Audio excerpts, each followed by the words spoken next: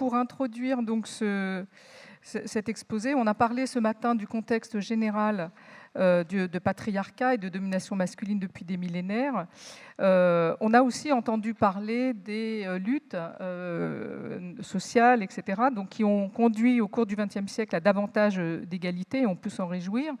On vient de voir maintenant ce qu'il en était des dispositifs législatifs, même si on n'a pas passé en revue l'ensemble de ce qui concerne le champ du travail, mais on peut dire effectivement qu'il y a un grand nombre de lois et de dispositifs législatifs dans le champ du travail. Et pourtant, la question demeure, qu'en est-il de ces inégalités au travail? Et c'est bien en effet la question de l'effectivité du droit qui est posée. Alors je voudrais commencer d'abord par un rapide panorama. Et pour peut-être nous réveiller après le repas, je voudrais vous proposer rapidement des assertions sur lesquelles je vais revenir, mais auxquelles on peut répondre par vrai ou faux. Hein. Donc, alors la première, c'est... bon, ça va apparaître, hein, donc le temps que ça apparaisse, je peux lire. Voilà. Les femmes exercent désormais une grande variété de métiers, comme les hommes.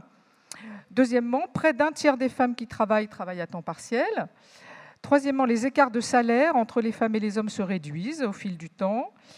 Quatrièmement, aujourd'hui, les filles suivent les mêmes études supérieures que les garçons. Cinquièmement, dans la fonction publique, il n'y a pas de différence entre femmes et hommes, ni en termes de salaire, ni en termes de carrière. Sixièmement, les accidents du travail diminuent de manière équivalente pour les femmes et pour les hommes depuis une vingtaine d'années. Septièmement, en France, la part des femmes dans les conseils d'administration des entreprises cotées dépasse les 40%. Huitièmement, 80% des femmes ont déjà entendu des remarques négatives sur la maternité au sein de leur entreprise.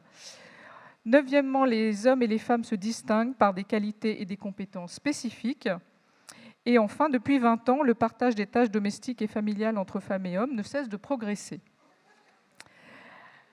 Alors, pour reprendre peut-être ces remarques, ces assertions les unes après les autres, concernant la variété des métiers, c'est faux. Hein, c'est faux, les femmes et les hommes n'exercent pas les mêmes métiers. On parle de ségrégation horizontale des emplois, de métiers à dominance féminine et à dominance masculine. Il faut savoir que la moitié des femmes en emploi sont concentrées dans 10 familles professionnelles. L'INSEE recense 87 familles. Les femmes sont concentrées, la moitié des femmes dans 10 familles. Il faut 35 familles pour compter la moitié des hommes. Alors ces emplois, tout le monde les connaît, hein, les aides à domicile, les infirmières, les aides-soignantes, les enseignantes, les vendeuses, enfin voilà, c'est assez bien connu. Ce qui est un peu préoccupant aussi, c'est que les enquêtes montrent qu'il y a une faible évolution sur 30 ans, c'est-à-dire que cette non-mixité demeure. Et même aussi, on peut dire qu'au sein des emplois mixtes, il y a une répartition sexuée des tâches, c'est-à-dire que même quand il y a en équivalence à peu près des hommes et des femmes au sein d'un même métier, ils ne font pas exactement toujours les mêmes tâches. Deuxièmement, sur le temps de travail, c'est vrai, en effet, les femmes, plus de 30% des femmes travaillent à temps partiel, ce qui pose aussi la question du temps subi ou du temps choisi, alors avec beaucoup de guillemets sur le subi ou le choisi. Quand on habite dans une zone rurale, qu'on n'a pas beaucoup de transport, qu'on n'a pas beaucoup de modes de garde, c'est pas forcément évident de travailler à temps plein et si on a des enfants, de coordonner tout ça.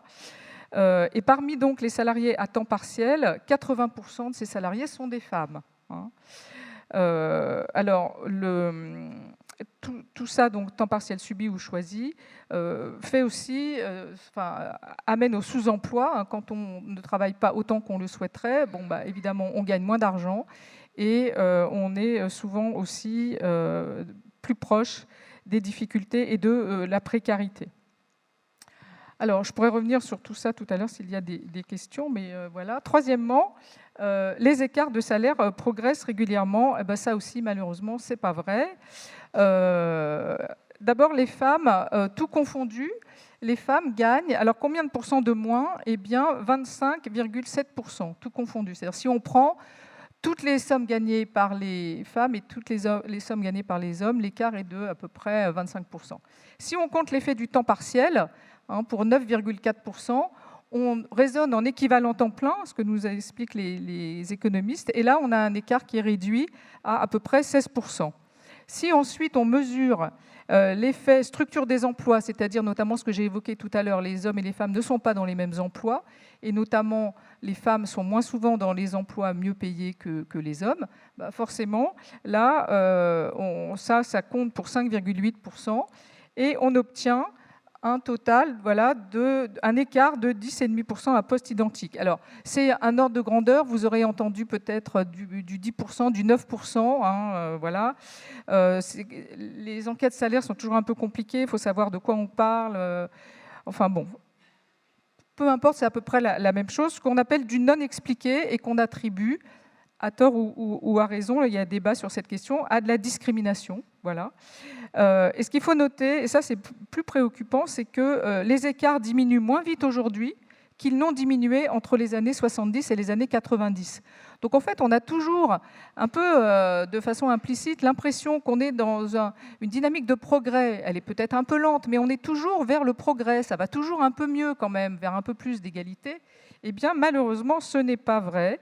Et je voulais juste aussi, à cet égard, signaler que on a choisi collectivement de parler sous une forme qui minimise les écarts de salaire, parce qu'on dit que les femmes gagnent moins que les hommes.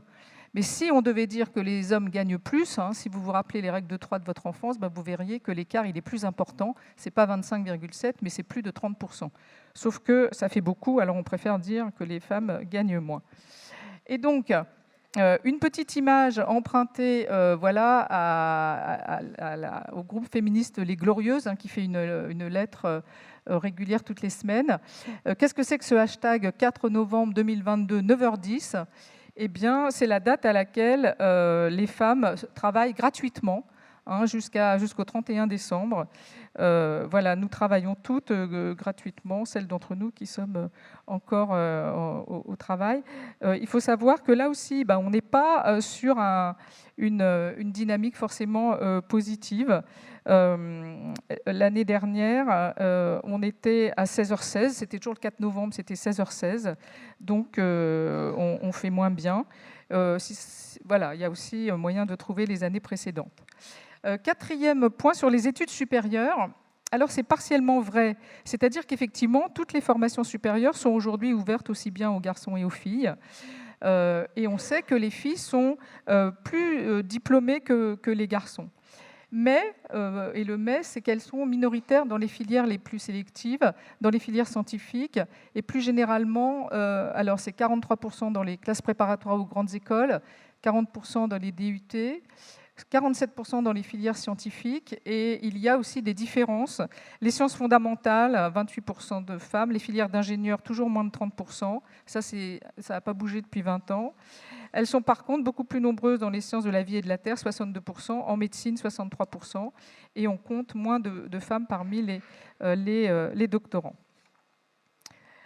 Cinquième point sur la fonction publique. Alors ça, c'est faux, même quand on montre des données issues des bilans sociaux de certains ministères, par exemple, à des personnes qui travaillent dans ces ministères, les personnes vous disent non, c'est pas vrai.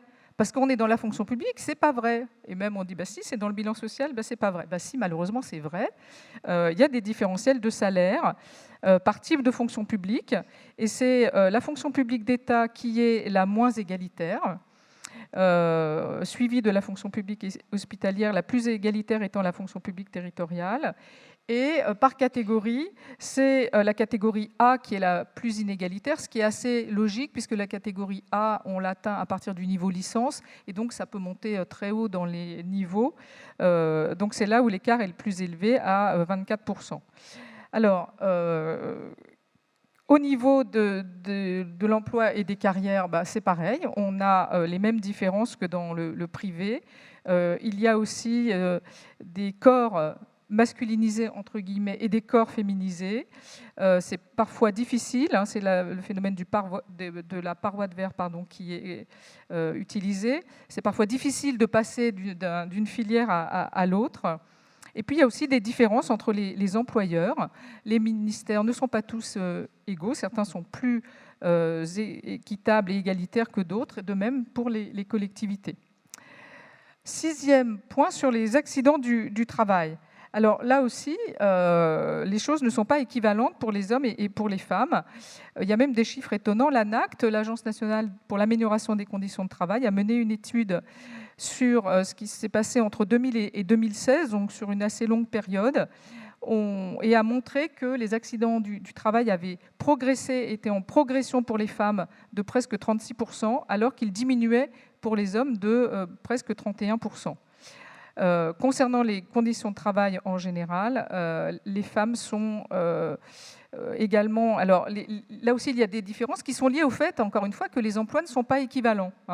Les femmes sont davantage concernées par les troubles musculo-squelettiques et également l'exposition au stress, notamment parce qu'elles ont une moindre autonomie dans leur travail, souvent des marges de manœuvre réduites.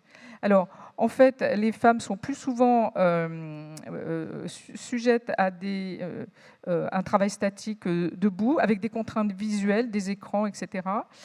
Souvent une forte demande psychologique. Elles sont davantage en contact avec le public, par exemple.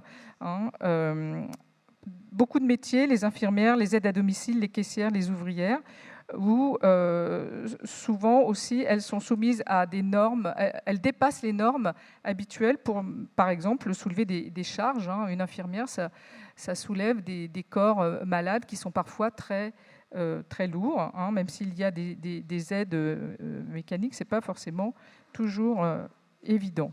7e point. Alors j'ai un graphique là-dessus où on voit les courbes, mais on peut le montrer rapidement. On voit les accidents qui diminuent pour les hommes en bleu, qui augmentent pour les femmes en rouge. Autre point, donc sur les femmes dans les conseils d'administration. Donc là, c'est vrai que plus de 40% des femmes, la France est même championne du monde de la féminisation de ces conseils. Voilà, il y en avait 12% dans les sociétés cotées en bourse en 2010. Et en 2020, il y en a eu 45%. Alors, ça, c'est très directement lié à la loi Copé-Zimmermann qui a imposé des quotas progressifs de 20% en 2017 et de 40% en 2020. Et donc, s'il n'y avait pas eu cette action positive, sans doute que les choses auraient progressé beaucoup plus lentement. Mais on voit, alors là aussi dans les graphiques, on voit qu'elles sont peu nombreuses dans les comités exécutifs et dans le top 100. C'est-à-dire qu'en fait, les conseils d'administration ne sont pas des lieux de pouvoir. Et les lieux de pouvoir, ce sont les comités exécutifs, les conseils de direction. Et là, il y a des débats aujourd'hui, des discussions pour aussi imposer ce même type de quotas. Il y a eu la loi Rixin quand même qui est passée, qui oblige aussi à mettre davantage de femmes. Et quand on regarde, donc là on voit l'évolution dans le CAC 40 et le SBF 120. Et quand on regarde sur la diapositive suivante les fonctions genrées au sein des conseils, on s'aperçoit qu'elles sont toujours minoritaires. Les femmes sont en bleu foncé, les hommes en bleu clair. Et là où elles sont le plus nombreuses, c'est en ressources humaines et communication, puis dans le juridique et le secrétariat général, et puis dans le commerce et le marketing, et bien sûr tout ce qui est direction générale, stratégie, opérationnelle, tout ça c'est la chasse gardée des hommes. 8e point sur la maternité, 80% des femmes ont déjà entendu des remarques négatives. Donc là, on a des propos tirés d'une enquête menée par le Conseil supérieur de l'égalité professionnelle et un organisme qui est BVA sur la parentalité au travail. Alors, quelques exemples. Par exemple, voilà, il vaut mieux recruter un homme, au moins il ne partira pas en congé de maternité. Ben oui. Tu viens de prendre un congé de maternité, tu comprends que je ne peux pas te donner un avancement maintenant. Autre exemple, tu comprends bien qu'avec l'annonce de ta grossesse, on reparlera de ta promotion plus tard. Et quand même, le clou, c'est tu reviens de congé de maternité, tu dois être reposé après ces vacances. Voilà, 9e, des qualités et des compétences spécifiques. Alors ça, c'est à la fois vrai et faux, ça dépend de quoi on parle. Si on observe la réalité des emplois qui sont occupés par les femmes et par les hommes, et si on admet que ces emplois requièrent des compétences propres, alors oui, on peut dire qu'effectivement, ces compétences sont spécifiques. Mais si on évoque l'origine de ces qualités et de ces compétences, elles ne sont pas liées au sexe, mais à la formation et à la socialisation genrée. Donc c'est faux. Par exemple, la capacité à diriger ou bien la compétence relationnelle ne dépendent pas du sexe. Donc il faut faire attention à l'essentialisme, aux préjugés. Hein, voilà. Et puis, dernière assertion sur la progression du partage des tâches domestiques, c'est faux. Là aussi, les travaux le montrent. Hein, au quotidien, notamment, le temps consacré par les hommes et par les femmes aux travaux domestiques est très... il y a beaucoup d'écart, 3h52 pour les femmes, 2h24 pour les hommes. Ça n'a pas beaucoup bougé depuis une vingtaine d'années.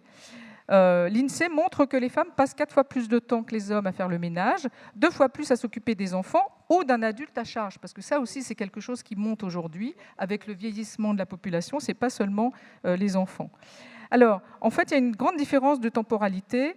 31% des hommes n'assument aucune responsabilité familiale active au quotidien. 31% au quotidien. Ils font de temps en temps. Donc tout ce qui relève de la régularité, les trajets, les repas, les soins aux enfants, les devoirs, etc., ce n'est pas quelque chose qui est forcément pris en charge régulièrement par les hommes. Alors voilà ce que c'est que la charge mentale, un petit dessin de l'ORS, l'Observatoire sur la responsabilité sociale des entreprises. Monsieur regarde tranquillement sans doute une série ou un écran de télévision, tandis que madame regarde avec plein de choses en tête en se disant « Mon Dieu, j'ai oublié de faire ceci ou cela ». Voilà. Alors, il y a d'autres inégalités aussi qu'on pourrait mentionner. Le taux d'activité, alors moi j'aime bien ce schéma-là, parce que quand je l'ai découvert, j'en croyais pas mes yeux. Sur la tranche de la catégorie des 25-49 ans, qui est celle le plus concernée par les enfants et les charges des enfants, quand on n'a pas d'enfants, on voit que le taux d'activité entre les femmes et les hommes est très proche, un petit peu plus de 2% d'écart. Avec un enfant de moins de 3 ans, ça commence à diminuer pour les femmes, ça augmente pour les hommes. Et alors après, c'est toujours stable pour les hommes à peu près, quel que soit le nombre d'enfants, alors que ça ne cesse de diminuer pour les femmes. Voilà, donc là, on n'a pas tellement besoin de beaucoup d'explications. Les chiffres parlent d'eux-mêmes. Une autre inégalité concerne les catégories d'emploi. Là, on sait que les hommes sont plus ouvriers, non qualifiés et qualifiés, les femmes plus souvent employées, aussi bien qualifiées que pas qualifiées. Elles sont plus souvent profession intermédiaire, moins souvent cadre. Et enfin, voilà, ségrégation verticale, j'y reviendrai rapidement tout à l'heure, c'est la rareté croissante des femmes au fur et à mesure que l'on monte dans la hiérarchie. Alors, comment est-ce qu'on peut expliquer toutes ces inégalités? Parce qu'on pourrait dire, finalement, on a quand même beaucoup de lois, ne serait-ce que l'égalité salariale. La première loi, elle a 50 ans, 1972, à travail égal, salaire égal. En fait, on a évidemment des causes multiples à tous les niveaux. Ça a été évoqué ce matin, la famille, l'école, mais aussi bien sûr les entreprises, les organisations du travail et puis la société dans son ensemble. Donc, une des premières raisons tient à la socialisation, c'est-à-dire au fait que, à partir d'individus sexués, on fabrique en quelque sorte des êtres sociaux genrés. C'est-à-dire qu'on va nous faire intérioriser des normes et des valeurs, aussi bien les garçons que les filles, les hommes que les femmes. La socialisation, c'est ce qui nous fait aussi ressentir une appartenance de groupe. Donc ça passe, surtout la socialisation primaire, par la famille, avec des attitudes inconscientes des parents qui sont différentes vis-à-vis des bébés filles et des bébés garçons. Il y a quand même des études, on parlait de Catherine Vidal, elle a été évoquée ce matin, les neurobiologistes ont fait des études intéressantes, mais montrent par exemple que la manière dont on s'adresse à un nourrisson fille et un nourrisson garçon n'est pas identique quand on est parent. Les filles, on leur parle davantage, on leur sourit, les garçons, on les manipule. Et ça, c'est évidemment totalement inconscient. À l'école, les enseignants aussi, bien qu'ils ils pensent ne pas être soumis au biais de genre, eh bien, les études montrent qu'il y a des attitudes différentes selon le sexe des élèves, peut-être liées en partie au fait que ce sont des femmes aussi qui transmettent les apprentissages.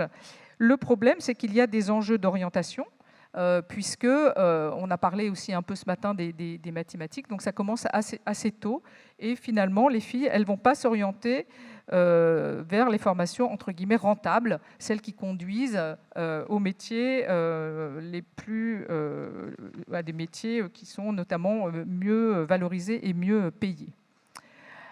Autre élément d'explication, la société dans son ensemble, hein, c'est-à-dire finalement ce qu'on peut appeler aussi la socialisation secondaire, parce que la socialisation, ça se poursuit ensuite, hein, là où il y a en fait dans toutes les institutions qu'on va fréquenter et aussi le travail. Et la société, elle nous renvoie toujours à des rôles de sexe ou de genre, hein, la publicité, les médias, l'espace public, on en a parlé, la ville, et toujours les femmes sont reléguées à l'écart avec une moindre valeur donnée à ce qu'est le féminin. Les pairs, PAIRS évidemment, jouent un rôle important. Je passe aussi sur les livres pour enfants, les jouets, le cinéma. Il y a beaucoup d'études et qui ne sont pas forcément récentes, notamment sur les livres, hein, ça date des années 70, les albums pour enfants. Alors voilà des publicités, hein. Par exemple, la taille. Pour un garçon, il s'agit de grandir en hauteur, et pour une fille, il s'agit d'avoir la taille fine.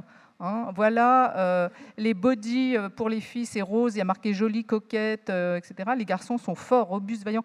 Les petits body, là, c'est peut-être pour des bébés, hein, c'est des 6 mois, voilà, donc ça commence très très tôt. Je ne vous parle pas de la publicité Darty maintenant, c'est interdit ce genre de publicité, mais ça a existé. Hein. Face à la technologie, on est tous un peu blondes, c'est quand même assez dramatique de voir ça.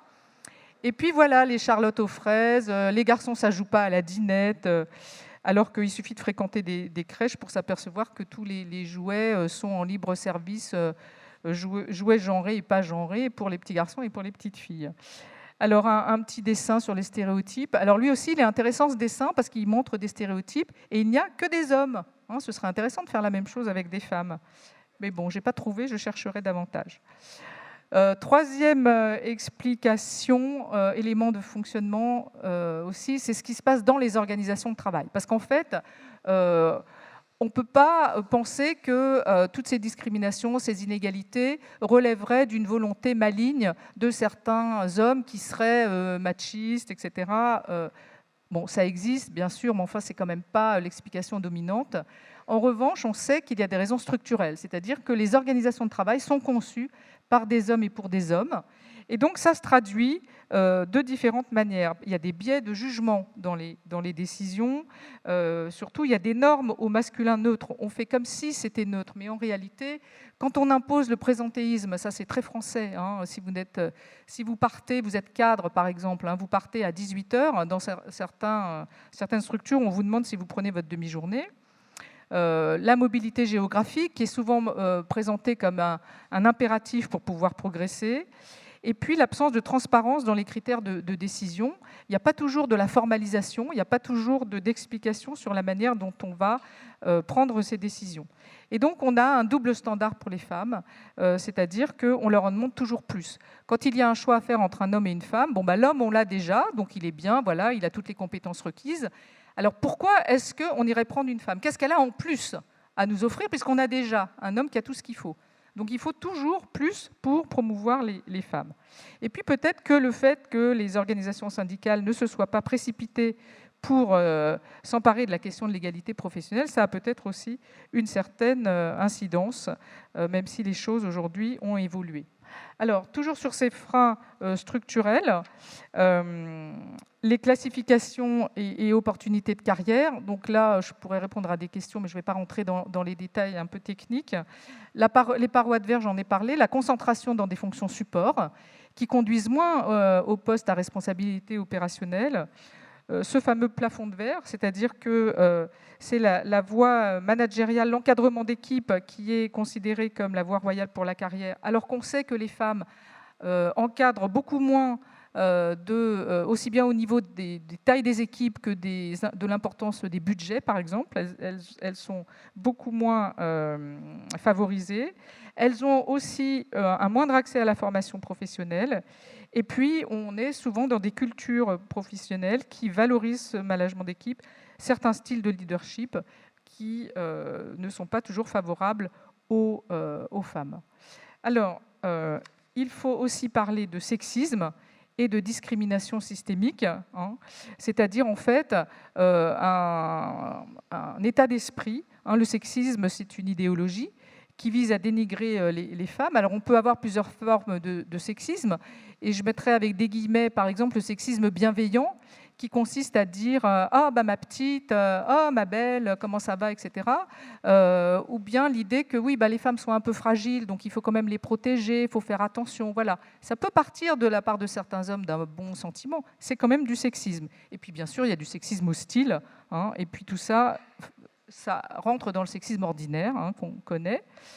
Et ça existe partout, dans toutes les organisations de travail. Ça peut avoir plusieurs manifestations. Et en tout cas, ça produit toujours des effets. Ce n'est jamais neutre. Hein. C'est-à-dire que, à force d'entendre un certain nombre de propos désagréables qui nous discréditent, eh bien, on perd sa confiance en soi, on perd envie de se battre, et ça peut avoir des effets sur ce qu'on observe.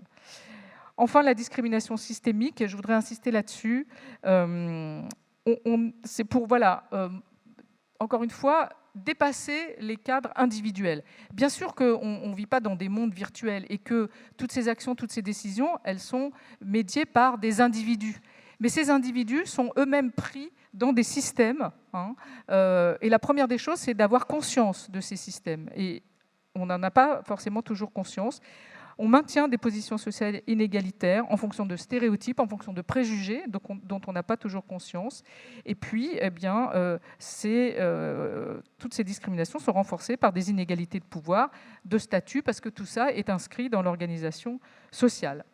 Voilà, donc pour conclure, je dirais que les organisations de travail ne sont pas neutres, elles sont genrées.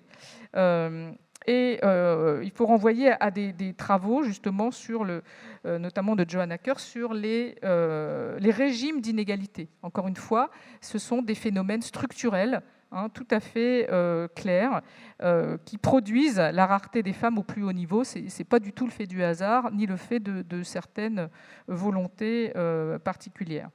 Donc il faut comprendre la fabrication des inégalités comme le produit de multiples actions, le plus souvent non intentionnelles. Parce que c'est là aussi où les choses sont compliquées, c'est que, à part des cas où les gens ont vraiment l'intention de nuire, on a quand même des lois qui interdisent, hein, alors ça n'empêche pas, on le voit bien, de discriminer franchement, frontalement, mais voilà, c'est souvent non intentionnel.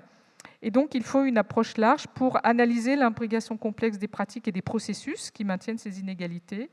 Et tout ça est à analyser et à faire évoluer, aussi bien dans le privé que dans le public. Voilà, je vous remercie de votre attention.